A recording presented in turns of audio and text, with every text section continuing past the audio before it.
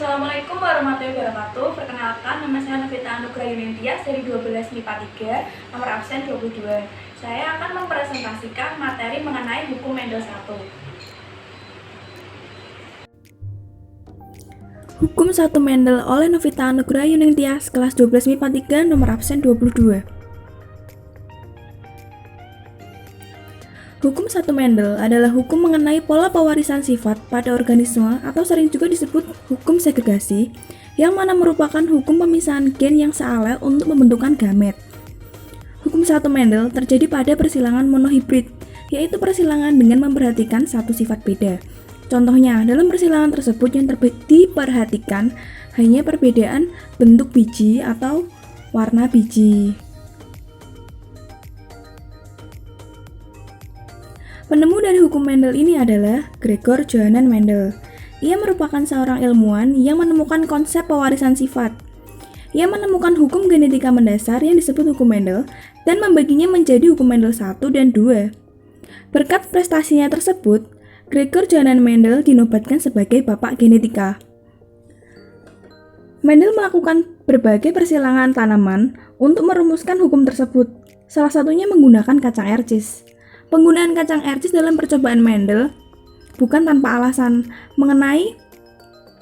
namun kacang ercis mempunyai beberapa keunggulan, sehingga Mendel menetapkannya sebagai bahan percobaan.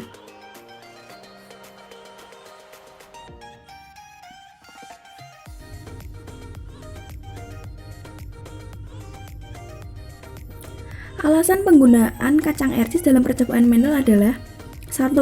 Kacang ercis memiliki daur hidup yang relatif singkat, sehingga tidak memerlukan waktu penelitian yang lama. Yang kedua, kacang ercis memiliki perbedaan yang kontras, sehingga mudah untuk diteliti. Yang ketiga, kacang ercis dapat melakukan penyerbukan sendiri. Yang keempat, kacang ercis mampu menghasilkan keturunan dengan jumlah yang banyak. Selanjutnya adalah percobaan Mendel.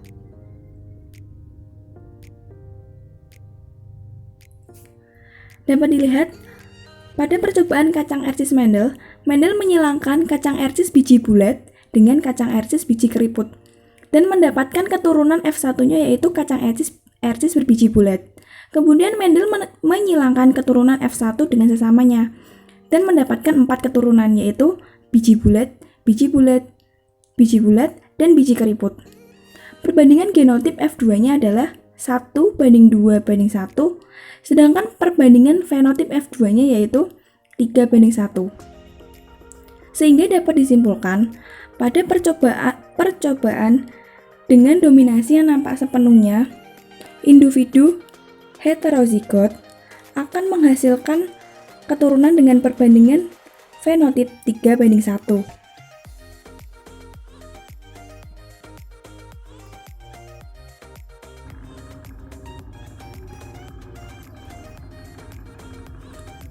Pada percobaan Mendel yang lain, Mendel menyilangkan bunga pukul 4 sore, Mirabilis jalapa.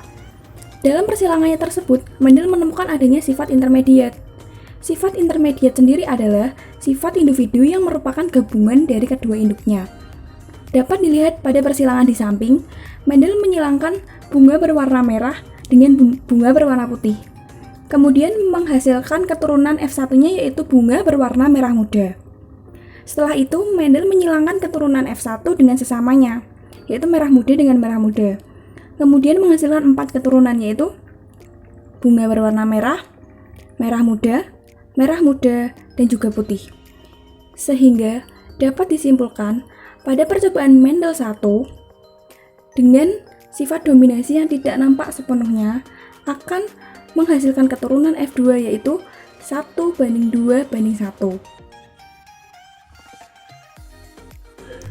Yang dimaksudkan dari dominasi tidak nampak seluruhnya adalah pada percobaan tersebut, warna merah tidak mendominasi seluruh keturunannya, melainkan warna merah bergabung dengan warna putih dan menghasilkan warna baru yaitu warna merah muda. Hal tersebutlah yang disebabkan oleh sifat intermediat.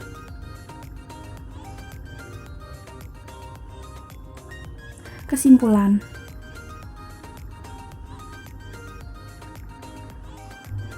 Kesimpulan dari hukum 1 Mendel yang saya terangkan adalah Hukum satu Mendel atau hukum segregasi atau pemisahan gen Mendel menyatakan bahwa organisme diploid meneruskan alel yang dipilih secara acak ke suatu sifat kepada keturunannya, sehingga keturunannya menerima satu alel dari setiap induk.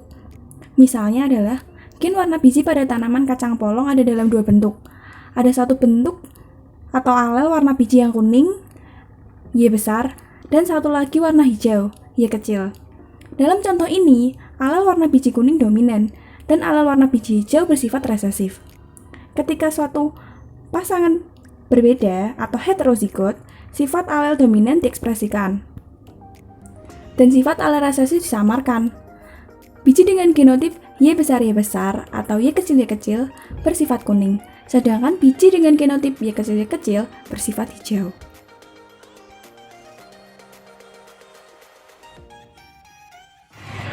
Sekian presentasi yang dapat saya sampaikan. Apabila ada kekurangan dan kesalahan, saya mohon maaf.